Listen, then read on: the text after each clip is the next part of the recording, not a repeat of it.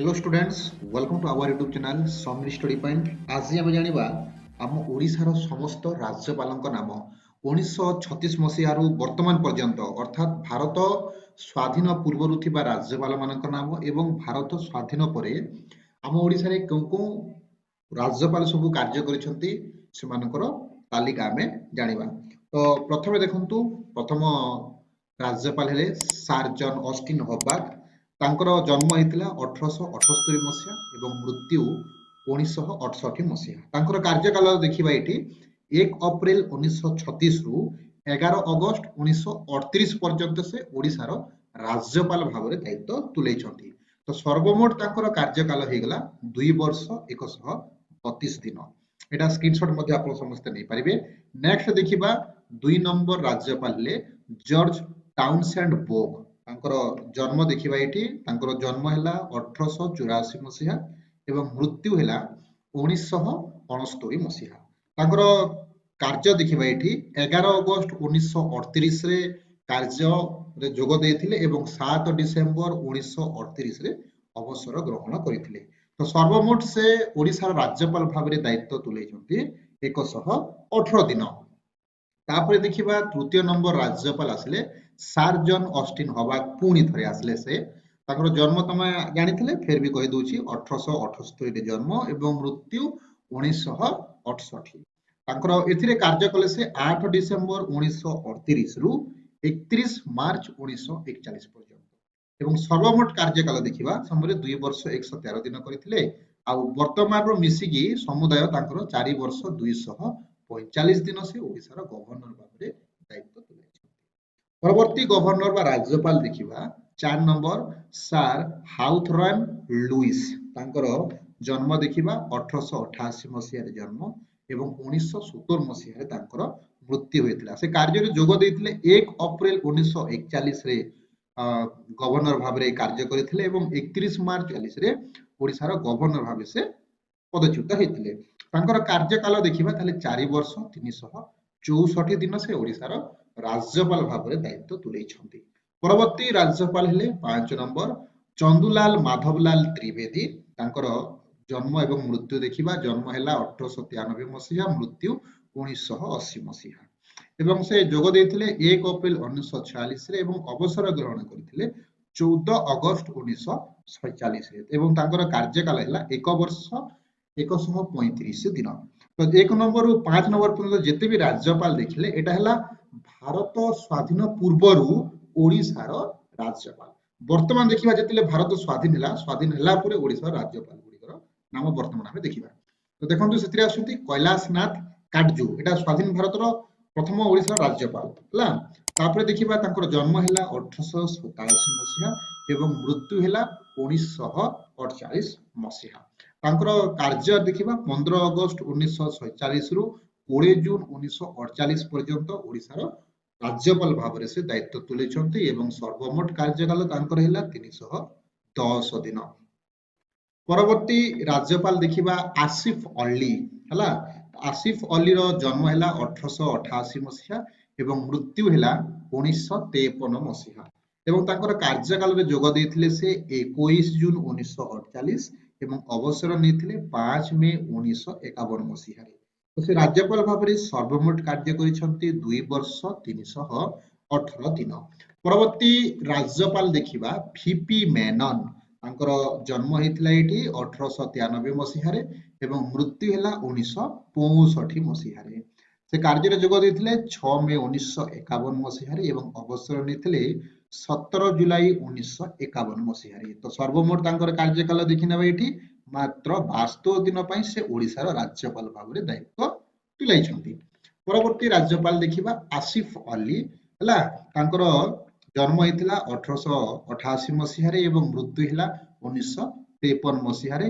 से कार्य रे योगदान देथिले 18 जुलाई 1951 रु 6 जून 1952 पर्यंत एवं तांकर समुदाय कार्यकाल देखिबा कार्य करथिले 324 दिन।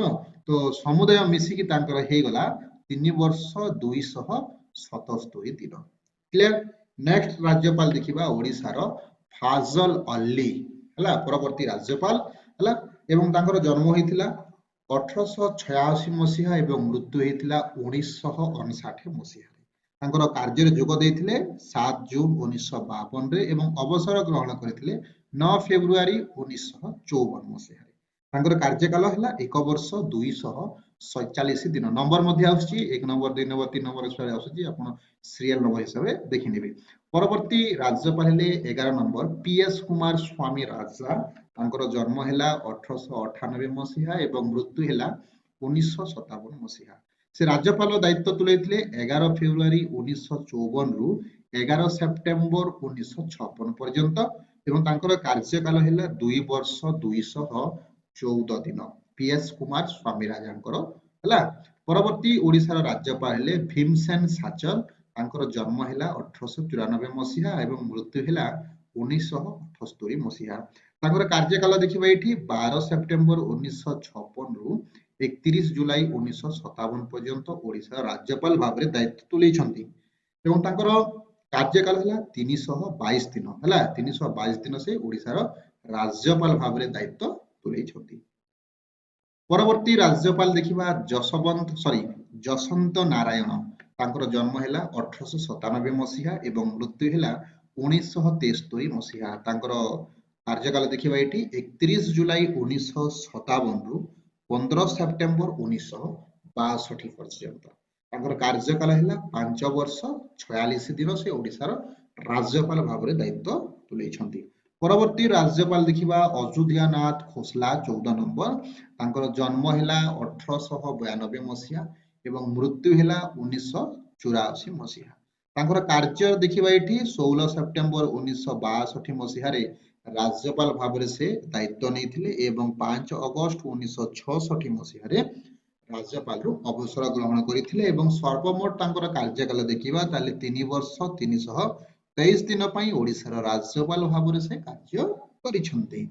ପରବର୍ତ୍ତୀ ରାଜ୍ୟପାଳ ଦେଖିବା ଖଲିଲ ଅହମଦ ଏବଂ ଖଲିଲ ଅହମଦଙ୍କର ଜନ୍ମ କେବେ ହେଇଥିଲା ମୃତ୍ୟୁ କେବେ ହେଇଥିଲା ସେଟା ଆପଣମାନଙ୍କ ମୁଁ ଦେଇଦେବି, ସେଟା ଆପଣମାନେ କମେଣ୍ଟ ମାଧ୍ୟମରେ ମୋତେ ଜଣେଇବେ। ତାଙ୍କର କାର୍ଯ୍ୟ ଦେଖିବା 5 ଅଗଷ୍ଟ 1966 ଏବଂ 11 ସେପ୍ଟେମ୍ବର 1966 ସେ ଅବସର ଗ୍ରହଣ କରିଥିଲେ।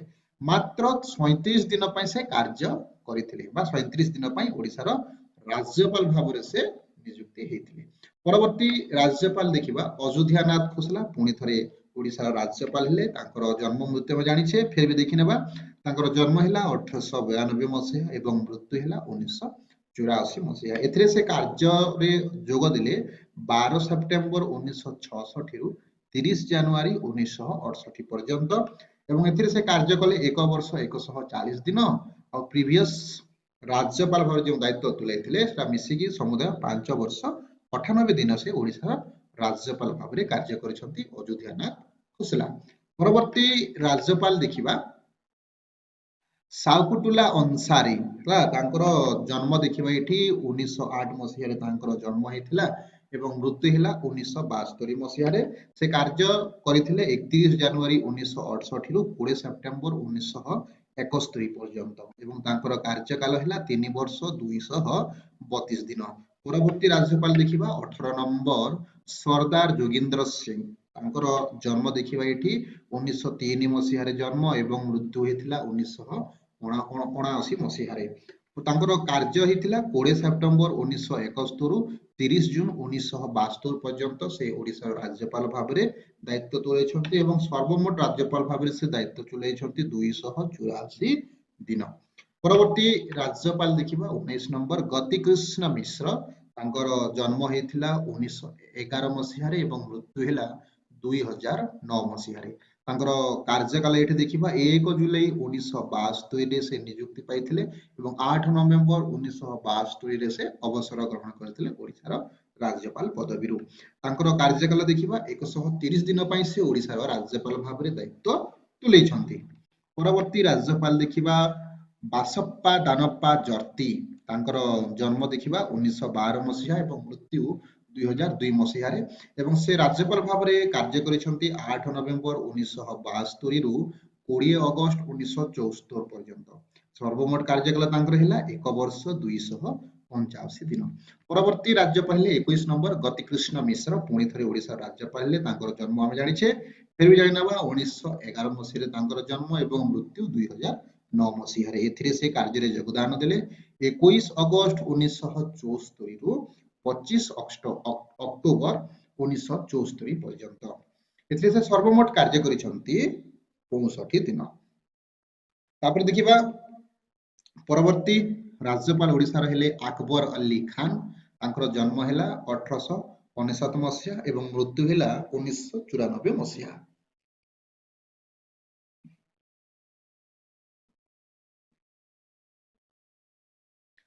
25 अक्टोबर 1974 मसीहारे से ओडिशार राज्यपाल भाବରେ दायित्व नेले ଏବଂ ଅବସର ଗ୍ରହଣ କଲେ 17 ଏପ୍ରିଲ 1976 ମସିହାରେ।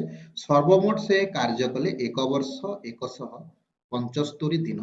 ପରବର୍ତ୍ତୀ ରାଜ୍ୟପାଳ ଦେଖିବା 23 ନମ୍ବର ଶିବ ନାରାୟଣ ଶଙ୍କର ତାଙ୍କର ଜନ୍ମ ହେଲା 1929 ମସିହା ଏବଂ ମୃତ୍ୟୁ ହେଲା 2017 ମସିହା। ସେ କାର୍ଯ୍ୟରେ ଯୋଗ ଦେଇଥିଲେ 17 ଏପ୍ରିଲ 1976 ମସିହାରେ ଏବଂ ଅବସର ନେଇଥିଲେ ରାଜ୍ୟପାଳ ପଦବୀରୁ 7 ଫେବୃଆରୀ 1977 ମସିହାରେ। ତାଙ୍କର କାର୍ଯ୍ୟକାଳ ହେଇଗଲା 296 ଦିନ ସେ ଓଡ଼ିଶାର ରାଜ୍ୟପାଳ ଭାବରେ କାର୍ଯ୍ୟ କରିଛନ୍ତି।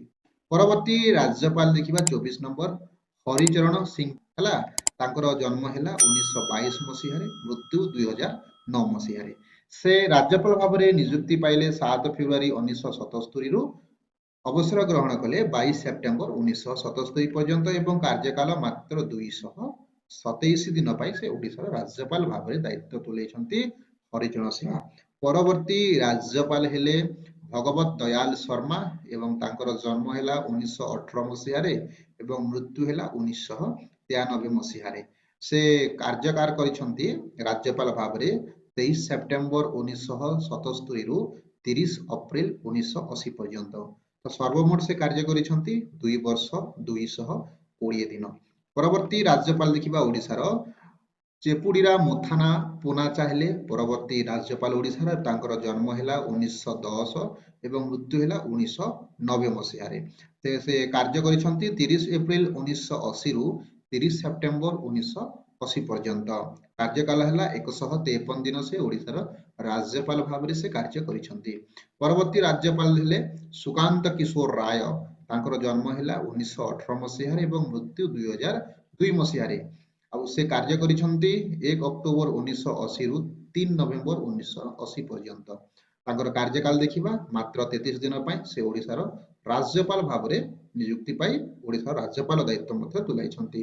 ପରବର୍ତ୍ତୀ ରାଜ୍ୟପାଳ ଦେଖିବା 28 ନମ୍ବର ଚେପୁଡିରା ମୁଥାନା ପୁନାଜା ପୁଣି ଥରେ ଓଡ଼ିଶାର ରାଜ୍ୟପାଳ ହେଲେ। ତାଙ୍କର ଜନ୍ମ ମୃତ୍ୟୁ ଜାଣିଥିଲେ ଫେର ବି ରିପିଟ କରୁଛି ଜନ୍ମ 1910 ଏବଂ ମୃତ୍ୟୁ 1990 ମସିହାରେ ଏବଂ ଏଥିରେ ସେ କାର୍ଯ୍ୟ ନେଇଥିଲେ 4 ନଭେମ୍ବର 1980 ଏବଂ ଅବସର ଗ୍ରହଣ କରିଥିଲେ ରାଜ୍ୟପାଳ ପଦବୀରୁ 24 ଜୁନ 1980 ମସିହାରେ।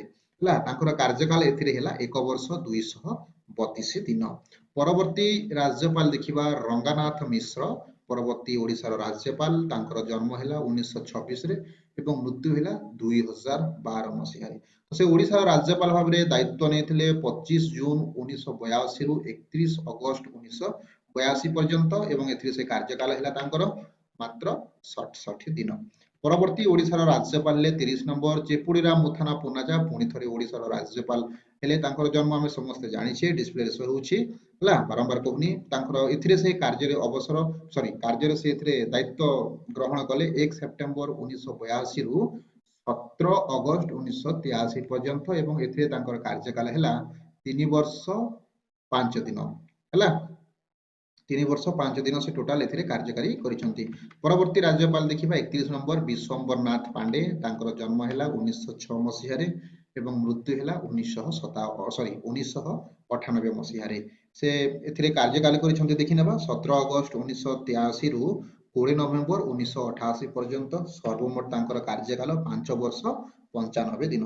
ପରବର୍ତ୍ତୀ ରାଜ୍ୟପାଳ ଦେଖିବା 32 ନମ୍ବର ସାଇଦ ନୁରୁଲ ହୁସେନ ଓଡ଼ିଶାର ପରବର୍ତ୍ତୀ ରାଜ୍ୟପାଳ ହେଲେ। ତାଙ୍କର ଜନ୍ମ ଦେଖିନେବା ଏଠି 1921 ମସିହା ତାଙ୍କର ଜନ୍ମ ଏବଂ ମୃତ୍ୟୁ ହେଲା 1993 ମସିହାରେ। ତାଙ୍କର କାର୍ଯ୍ୟକାଳ ଦେଖିବା ଏଠି 20 ନଭେମ୍ବର 1988 ରେ ସେ ରାଜ୍ୟପାଳ ଭାବରେ ଯୋଗ ଦେଲେ ଏବଂ 6 ଫେବୃଆରୀ 1990 ରେ ରାଜ୍ୟପାଳରୁ ଅବସର ଗ୍ରହଣ କଲେ। ତାଙ୍କର କାର୍ଯ୍ୟକାଳ ଦେଖିବା ଏଠି 4 ବର୍ଷ 78 ଦିନ ଓଡ଼ିଶାର ରାଜ୍ୟପାଳ ଭାବରେ ଦାୟିତ୍ୱ ତୁଲାଇଛନ୍ତି ସାଇଦ ନୁରୁଲ ହୁସେନ।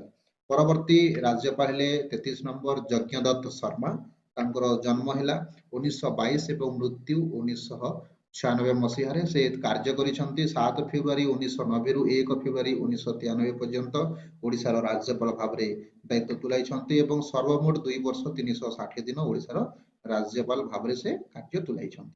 ପରବର୍ତ୍ତୀ ରାଜ୍ୟପାଳ ଦେଖିବା 34 ନମ୍ବର ସାଇଦ ନୁରୁଲ ହୁସେନ ପୁଣି ଥରେ ହେଲେ ଏବଂ ତାଙ୍କର ଜନ୍ମ ହେଲା 1921 ଏବଂ ମୃତ୍ୟୁ 1993 ମସିହାରେ। 1 ଫେବୃଆରୀ 1993 ରୁ 31 ମେ 1993 ପର୍ଯ୍ୟନ୍ତ ସେ ଓଡ଼ିଶାର ରାଜ୍ୟପାଳ ଭାବରେ ଦାୟିତ୍ୱ ତୁଲାଇଛନ୍ତି। ତାଙ୍କର କାର୍ଯ୍ୟକାଳ ଏଇଠି ଦେଖିନେବା। ଏଥିରେ ସେ ତୁଲାଇଛନ୍ତି 1 ବର୍ଷ ଏଥିରେ ସେ ତୁଲାଇଛନ୍ତି 119 ଦିନ ଏବଂ ପୂର୍ବ ରାଜ୍ୟପାଳର ଦାୟିତ୍ୱ ତୁଲାଇଥିଲେ। ସବୁ ମିଶିକି ହେଇଗଲା ତାଙ୍କର 4 ବର୍ଷ 197 ଦିନ। କ୍ଲିୟର। ପରବର୍ତ୍ତୀ ରାଜ୍ୟପାଳ ଦେଖିବା 35 ନମ୍ବର ବି ସତ୍ୟନାରାୟଣ ରେଡ୍ଡି ଓଡ଼ିଶାର ପରବର୍ତ୍ତୀ ରାଜ୍ୟପାଳ 35 ନମ୍ବର ରାଜ୍ୟପାଳ। ତାଙ୍କର ଜନ୍ମ ହେଲା 1927 ମସିହାରେ ଏବଂ ମୃତ୍ୟୁ ହେଲା 2012 ମସିହାରେ। ସେ ଓଡ଼ିଶାର ରାଜ୍ୟପାଳ ଭାବରେ ଦାୟିତ୍ୱ ନେଇଥିଲେ 1 ଜୁନ 1993 ରୁ 17 ଜୁନ 1995 ପର୍ଯ୍ୟନ୍ତ। ସେ କାର୍ଯ୍ୟ କରିଛନ୍ତି ଏଥିରେ 2 ବର୍ଷ 16 ଦିନ। ପରବର୍ତ୍ତୀ ରାଜ୍ୟପାଳ ଦେଖିବା ଓଡ଼ିଶାର 36 ନମ୍ବର ଗୋପାଳ ରାମାନୁଜମ ହେଲା। ତାଙ୍କର ଜନ୍ମ ଦେଖିନେବା ଏଠି 1915 ମସିହାରେ ତାଙ୍କର ଜନ୍ମ ଏବଂ ମୃତ୍ୟୁ ହେଇଥିଲା 2001 ମସିହାରେ ଏବଂ ସେ ଓଡ଼ିଶାର ରାଜ୍ୟପାଳ ଭାବରେ ଦାୟିତ୍ୱ ତୁଲାଇଛନ୍ତି 18 ଜୁନ 1995 ରୁ 30 ଜାନୁଆରୀ 1997 ପର୍ଯ୍ୟନ୍ତ ହେଲା। ତାଙ୍କର କାର୍ଯ୍ୟକାଳ ହେଇଗଲା 1 ବର୍ଷ 226 ଦିନ। ପରବର୍ତ୍ତୀ ରାଜ୍ୟପାଳ ହେଲେ 37 ନମ୍ବର କେ ଭି ରଘୁନାଥ ରେଡ୍ଡି। ତାଙ୍କର ଜନ୍ମ ଦେଖିନେବା ଏଠି 1924 ରେ ତାଙ୍କର ଜନ୍ମ ମୃତ୍ୟୁ 2002 ମସିହାରେ ଏବଂ ସେ ରାଜ୍ୟପାଳ ଭାବରେ ଦାୟିତ୍ୱ ନେଇଥିଲେ 31 ଜାନୁଆରୀ 1997 ଏବଂ ଅବସର ନେଇଥିଲେ 12 ଫେବୃଆରୀ 1997 ରେ। ତାଙ୍କର କାର୍ଯ୍ୟକାଳ ହେଇଗଲା ଏଠି ମାତ୍ର 12 ଦିନ ହେଲା। 12 ଦିନ ପାଇଁ କେ ଭି ରଘୁନାଥ ରେଡ୍ଡି ଓଡ଼ିଶାର ରାଜ୍ୟପାଳ ଭାବରେ କାର୍ଯ୍ୟ କରିଛନ୍ତି। ପରବର୍ତ୍ତୀ ରାଜ୍ୟପାଳ ଦେଖିବା 38 ନମ୍ବର ଗୋପାଳ ରାମାନୁଜମ ପୁଣି ଥରେ ଓଡ଼ିଶାର ରାଜ୍ୟପାଳ ହେଲେ। ତାଙ୍କର ଜନ୍ମ 1915 ଏବଂ ମୃତ୍ୟୁ 2001 ମସିହା। ଏଥିରେ ସେ କାର୍ଯ୍ୟ କରିଛନ୍ତି 13 ଫେବୃଆରୀ 1997 ରୁ 13 ଡିସେମ୍ବର 1997 ପର୍ଯ୍ୟନ୍ତ ହେଲା। ସର୍ବମୋଟ 303 ଦିନ ଏଥିରେ ସେ କାର୍ଯ୍ୟ କରିଛନ୍ତି ଏବଂ ପରବର୍ତ୍ତୀ ରାଜ୍ୟପାଳ ଭାବରେ ଯେତେବେଳେ ସେ ଥିଲେ ସେଥିରେ ମିଶିକି 2 ବର୍ଷ 164 ଦିନ ସେ ଓଡ଼ିଶାର ରାଜ୍ୟପାଳ ଭାବରେ କାର୍ଯ୍ୟ କରିଛନ୍ତି। ପରବର୍ତ୍ତୀ ରାଜ୍ୟପାଳ ଦେଖିବା 39 ନମ୍ବର କେ ଭି ରଘୁନାଥ ରେଡ୍ଡି। ତାଙ୍କର ଜନ୍ମ 1924 ମସିହାରେ ଏବଂ ମୃତ୍ୟୁ 2002 ମସିହାରେ। ସେ ଓଡ଼ିଶାର ରାଜ୍ୟପାଳ ଭାବରେ କାମ କରିଛନ୍ତି 13 ଡିସେମ୍ବର 1997 ରୁ 27 ଏପ୍ରିଲ 1998 ପର୍ଯ୍ୟନ୍ତ। ସର୍ବମୋଟ ସେ 135 ଦିନ କାର୍ଯ୍ୟ କରିଛନ୍ତି ଏବଂ ପ୍ରିଭିୟସ ରାଜ୍ୟପାଳ ଯେତେବେଳେ ଥିଲେ ସେହି ସମୟରେ ମିଶିକି ହେଲା 147 ଦିନ। ସର୍ବମୋଟ ସେ ଓଡ଼ିଶାର ରାଜ୍ୟପାଳ ଭାବରେ କାର୍ଯ୍ୟ କରିଛନ୍ତି କେ ଭି ରଘୁନାଥ ରେଡ୍ଡି। ପରବର୍ତ୍ତୀ ରାଜ୍ୟପାଳ ଦେଖିବା 40 ନମ୍ବର ସି ରଙ୍ଗାରାଜନ। ତାଙ୍କର ଜନ୍ମ ହେଲା 1932 ମସିହାରେ। ତାଙ୍କର ମୃତ୍ୟୁ ଏଯାଏଁ ହେଇନାହିଁ ହେଲା। ସେ କାର୍ଯ୍ୟରେ ଯୋଗ ଦେଇଛନ୍ତି 27 ଏପ୍ରିଲ 1998 ରେ ଓଡ଼ିଶା ରାଜ୍ୟପାଳ ଭାବରେ ଦାୟିତ୍ୱ ଗ୍ରହଣ କଲେ ଏବଂ 14 ନଭେମ୍ବର 1999 ମସିହାରେ ଅବସର ଗ୍ରହଣ କଲେ ଓଡ଼ିଶାର ରାଜ୍ୟପାଳ ପଦବୀରୁ। ତାଙ୍କର କାର୍ଯ୍ୟକାଳ ଦେଖିବା 1 ବର୍ଷ 201 ଦିନ ଓଡ଼ିଶାର ରାଜ୍ୟପାଳ ଭାବରେ ସେ କାର୍ଯ୍ୟ କରିଛନ୍ତି। ପରବର୍ତ୍ତୀ ରାଜ୍ୟପାଳ ଦେଖିବା 41 ନମ୍ବର एम राजेंद्र 1935 ଏବଂ ମୃତ୍ୟୁ ହେଲା 2023 ମସିହାରେ। ତାଙ୍କର ଓଡ଼ିଶା ରାଜ୍ୟପାଳ ଭାବରେ ଦାୟିତ୍ୱ ନେଇଥିଲେ 15 ନଭେମ୍ବର 1999 ରୁ 17 ନଭେମ୍ବର 2004 ପର୍ଯ୍ୟନ୍ତ ଏବଂ ତାଙ୍କର ସର୍ବମୋଟ କାର୍ଯ୍ୟକାଳ ହେଲା 5 ବର୍ଷ 2 ଦିନ। ପରବର୍ତ୍ତୀ ଓଡ଼ିଶା ରାଜ୍ୟପାଳ ଦେଖିବା ରାମେଶ୍ୱର ଠାକୁର। ତାଙ୍କର ଜନ୍ମ ହେଲା 1925 ମସିହାରେ। ମୃତ୍ୟୁ ହେଲା 2015 ମସିହାରେ। ସେ ଓଡ଼ିଶାର ରାଜ୍ୟପାଳ ଭାବରେ ଦାୟିତ୍ୱ ତୁଲାଇଛନ୍ତି 18 ନଭେମ୍ବର 2004 ରୁ 21 ଅଗଷ୍ଟ 2007 ପର୍ଯ୍ୟନ୍ତ। ସର୍ବମୋଟ କାର୍ଯ୍ୟକାଳ ତାଙ୍କର ହେଇଗଲା 2 ବର୍ଷ 276 ଦିନ ହେଲା। ଓଡ଼ିଶା ରାଜ୍ୟପାଳ ଭାବରେ ଦାୟିତ୍ୱ ତୁଲାଇଛନ୍ତି ରାମେଶ୍ୱର ଠାକୁର। ପରବର୍ତ୍ତୀ ରାଜ୍ୟପାଳ ଦେଖିବା 43 ନମ୍ବର ମୁରଲୀଧର ଚନ୍ଦ୍ରକାନ୍ତ ଭଣ୍ଡାରେ। ତାଙ୍କର ଜନ୍ମ ଦେଖିବା ଏଠି 1928 ମସିହାରେ। ତାଙ୍କର ମୃତ୍ୟୁ ଏଯାଏଁ ହେଇନାହିଁ। ସେ ବର୍ତ୍ତମାନ ଜୀବିତ ଅଛନ୍ତି ହେଲା। ତାଙ୍କର ରାଜ୍ୟପାଳ ଭାବରେ ଦାୟିତ୍ୱ ତୁଳିଥିଲେ 21 ଅଗଷ୍ଟ 2007 ରୁ 9 ମାର୍ଚ୍ଚ 2013 ପର୍ଯ୍ୟନ୍ତ ଓଡ଼ିଶା ରାଜ୍ୟପାଳ ଭାବରେ ସେ ଦାୟିତ୍ୱ ତୁଲାଇଥିଲେ ଏବଂ ତାଙ୍କର କାର୍ଯ୍ୟକାଳ ହେଲା 5 ବର୍ଷ 200 ଦିନ। ସେ ଓଡ଼ିଶା ରାଜ୍ୟପାଳ ଭାବରେ ଦାୟିତ୍ୱ ତୁଲାଇଛନ୍ତି ମୁରଲୀଧର ଚନ୍ଦ୍ରକାନ୍ତ ଭଣ୍ଡାରେ। ପରବର୍ତ୍ତୀ ରାଜ୍ୟପାଳ ହେଲେ 44 ନମ୍ବର ଏସ୍ ସି ଜମିର। ତାଙ୍କର ଜନ୍ମ ଦେଖିବା ଏଠି 1931 ମସିହାରେ ତାଙ୍କର ଜନ୍ମ ହେଇଥିଲା ଏବଂ ସେ ବର୍ତ୍ତମାନ ମଧ୍ୟ ଜୀବିତ ଅଛନ୍ତି। ସେ ଓଡ଼ିଶାର ରାଜ୍ୟପାଳ ଭାବରେ ଦାୟିତ୍ୱ ତୁଲାଇଥିଲେ 21 ମାର୍ଚ୍ଚ 2013 ରୁ 20 ମାର୍ଚ୍ଚ 2018 ପର୍ଯ୍ୟନ୍ତ। ସେ ଓଡ଼ିଶା ରାଜ୍ୟପାଳ ଭାବରେ ଦାୟିତ୍ୱ ତୁଲାଇଛନ୍ତି 4 ବର୍ଷ 364 ଦିନ। ପରବର୍ତ୍ତୀ ରାଜ୍ୟପାଳ ହେଲେ ଓଡ଼ିଶାର 45 ନମ୍ବର ସତ୍ୟପାଲ ମଲ୍ଲିକ। ତାଙ୍କର ଜନ୍ମ ଦେଖିବା ଏଠି 1946 ମସିହାରେ ତାଙ୍କର ଜନ୍ମ ହେଲା। ତାଙ୍କର ମୃତ୍ୟୁ ଏଯାଏଁ ହୋଇନି ହେଲା। 21 ମାର୍ଚ୍ଚ 2018 ରେ ସେ ଓଡ଼ିଶା ରାଜ୍ୟପାଳ ଭାବେ ଯୋଗ ଦେଲେ ଏବଂ 28 ମେ 2018 ମସିହାରେ ହେଲା ରାଜ୍ୟପାଳ ପଦରୁ ସେ କଣ ନେଲେ ଅବସର ଗ୍ରହଣ କଲେ। ତାଙ୍କର କାର୍ଯ୍ୟକାଳ ମାତ୍ର 68 ଦିନ ହେଲା ସତ୍ୟପାଲ ମଲ୍ଲିକଙ୍କର। ପରବର୍ତ୍ତୀ ରାଜ୍ୟପାଳ ଦେଖିବା 47 ନମ୍ବର ପ୍ରଫେସର ଗଣେଶୀ ଲାଲ। ତାଙ୍କର ଜନ୍ମ ହେଲା 1941 ମସିହାରେ, ତାଙ୍କର ମୃତ୍ୟୁ ମଧ୍ୟ ହୋଇନି, ବର୍ତ୍ତମାନ ସେ ଜୀବିତ।